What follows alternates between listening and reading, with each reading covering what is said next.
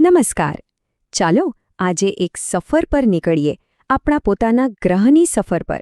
આપણે જાણીશું પૃથ્વીના એ 4 આવરણો વિશે જે અહીં જીવનને શક્ય બનાવે છે. તો સૌથી પહેલો સવાલ જે મનમાં આવે એ છે કે આખા સૌરમંડળમાં એવું તો શું છે જે પૃથ્વીને બીજા બધા ગ્રહો કરતાં અલગ પાડે છે? શું છે એ ખાસ વાત? જવાબ કદાચ એકદમ સરળ લાગે, પણ એની પાછળ એક ખૂબ જ જટિલ અને સુંદર વ્યવસ્થા કામ કરે છે. હા, જવાબ છે જીવન. પણ આ જીવન કોઈ સંયોગ નથી હો. એની પાછળ છે પૃથ્વીની 4 શક્તિશાળી પ્રણાલીઓનું એકદમ નાજુક સંતુલન. આ ચારે સિસ્ટમ્સ એકબીજા સાથે એવી રીતે જોડાયેલી છે કે એનાથી જ અહીં જીવન ટકી શકે છે અને વિકસી શકે છે. તો ચાલો આપણી આ સફરની શરૂઆત કરીએ એ પાયાથી, જેના પર આપણે સૌ ઊભા છીએ, આપણા ગ્રહનો નક્કર ઘન ભાગ. આને કહેવાય છે મુદ્રાવરણ અથવા લિથોસ્ફિયર. સાવ સાદા શબ્દોમાં કહીએ તો આ એ જ જમીન છે જેના પર આપણે ચાલીએ છીએ, આપણા ઘર બનાવીએ છીએ અને ખેતી કરીએ છીએ. આ પૃથ્વીનો સૌથી ઉપરનો કઠણ પોપડો છે. અને જુઓ, આ મુદ્રાવરણ ફક્ત જમીનનો ટુકડો નથી.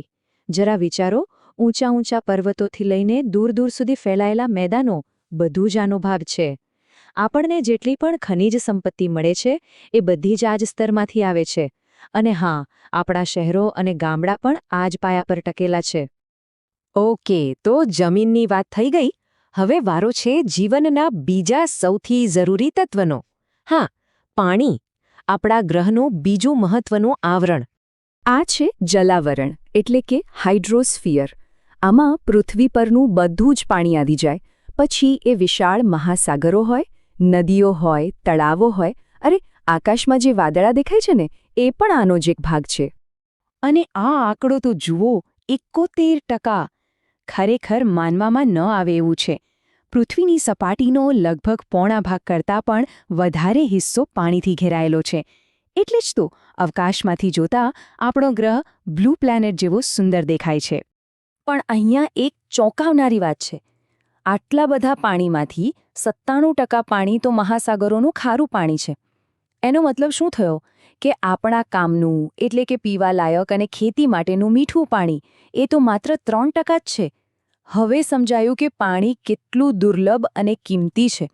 સારું, જમીન અને પાણી પછી હવે આપણે ત્રીજા અને એક અદૃશ્ય પણ અત્યંત મહત્વના આવરણની વાત કરીએ. એક એવી રક્ષણાત્મક ચાદર જેણે આપણને ચારે બાજુથી ઘેરી રાખ્યા છે. આ છે વાતાવરણ, જેને આપણે એટમોસ્ફિયર કહીએ છીએ. આ વાયુઓનું એક એવું વિશાળ બ્લેન્કેટ છે જે પૃથ્વીની સપાટીથી લગભગ 800થી 1000 કિલોમીટર ઉપર સુધી ફેલાયેલું છે. સાચું કહું તો આ એક અદૃશ્ય ઢાલ જેવું છે. અને આ ઢાલ કામ શું કરે છે?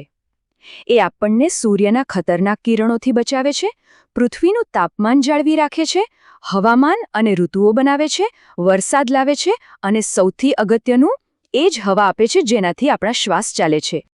હવે મજાની વાત એ છે કે આપણે જે હવા શ્વાસમાં લઈએ છીએ એમાં સૌથી વધુ તો નાઇટ્રોજન છે, લગભગ 78%. અને જીવન માટે જે જરૂરી છે એ ઓક્સિજન, એ તો ખાલી 21% જ છે. આ નાઇટ્રોજન ઓક્સિજનને મંદ કરવાનું કામ કરે છે અને વનસ્પતિના વિકાસ માટે પણ ખૂબ જરૂરી છે. ઓકે, તો અત્યાર સુધી આપણે 3 અલગ અલગ તત્વો જોયા: જમીન, પાણી અને હવા. હવે એ ભાગ પર આવીએ જ્યાં આ ત્રણેય ભેગા મળીને એક જાદુ કરે છે, જીવનનો જાદુ. આ સ્લાઇડ બધું જ કહી દે છે. આને જીવનની રેસિપી કહી શકાય.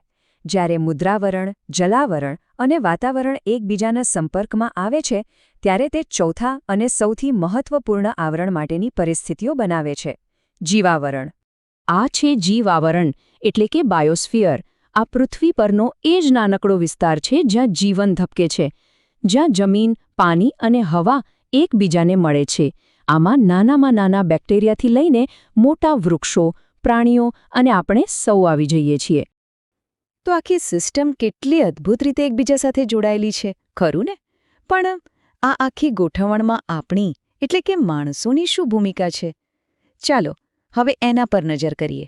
અહીં એક મોટો અને ગંભીર સવાલ ઊભો થાય છે.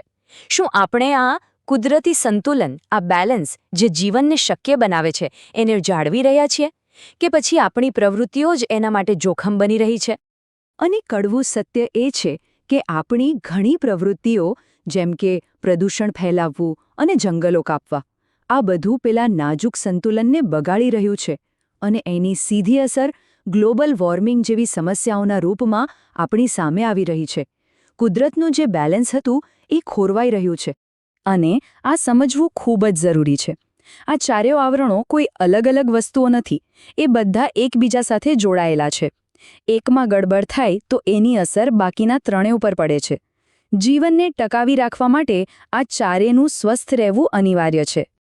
અને એટલે જ આ અદ્ભુત ગ્રહ અને તેની જીવંત પ્રણાલીઓનું રક્ષણ કરવું એ માત્ર કોઈ સારો વિચાર નથી, એ આપણા બધાની જવાબદારી છે. આપણું ભવિષ્ય એ વાત પર જ ટકેલું છે કે આપણે આ જવાબદારીને કેટલી ગંભીરતાથી લઈએ છીએ.